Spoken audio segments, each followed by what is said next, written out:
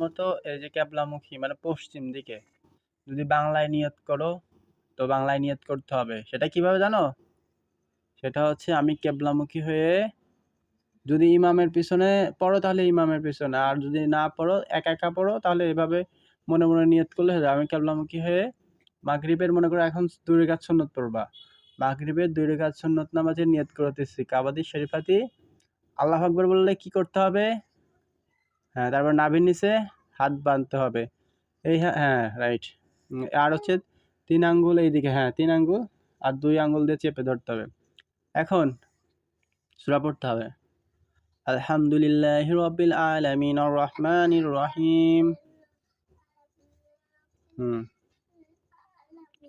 আর রহমানির রহিম মালিক ইয়াউমিদ্দিন ইহদিনাস সিরাতাল মুস্তাকিম। এইভাবে সূরা ফাতিহা পড়তে হবে। তারপরে সূরা ফাতিহার সাথে মনে করো যে সূরা ইখলাস, কুল হুয়াল্লাহু আহাদ বলো।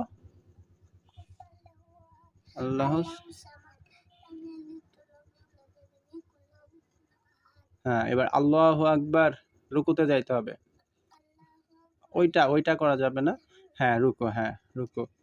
সুবহানা রব্বিয়াল আযীম, সুবহানা রব্বিয়াল আযীম 3 বার। হ্যাঁ, তারপর সামি আল্লাহু লিমান হামিদা বললে দাঁড়াইতে হবে। সামি আল্লাহু লিমান হামিদা, রব্বানা লাকাল হামদ হামদান কাসিরান তাইয়্যিবান মুবারাকান ফিহ, এটুকু বলে তারপর সিজদায় আবার আল্লাহু আকবার, তখন সুবহানা রব্বিয়াল আলা।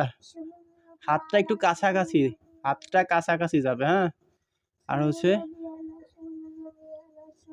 হ্যাঁ আল্লাহু আকবার, আবার সুবহানা রব্বিয়াল আলা, সুবহানা রব্বিয়াল আলা। আল্লাহু আকবার। নাভির নিচে। তারপর আবার সূরা ফাতিহা, আবার মনে করো যে আবার সূরা ফাতিহার সাথে অন্য একটা সূরা বললে, তারপর আল্লাহু আকবার, আবার আল্লাহু আকবার বলো, রুকুতে যাও। সুবহানা রব্বিয়াল আযীম এভাবে 3 বার। আবার সামি আল্লাহু লিমান হামিদা, আবার সোজা দাঁড়াও, রব্বানা লাকাল হামদ হামদান কাসিরান, আর পুরাটা পড়ে আবার আল্লাহু আকবার, সিজদায় আবার সিজদা। এইভাবে সুবহানা রব্বিয়াল আলা 3 বার অথবা 5 বার অথবা 7 বার। আবার আল্লাহু আকবার, বসো, আবার আল্লাহু আকবার, আবার নিচে আবার সিজদা হবে। 2টা সিজদা না? সিজদা কয়টা? 2টা। বসো। হ্যাঁ, আবার আল্লাহু আকবার, সিজদা দাও। তারপরে 2 রাকাতের মাঝখানে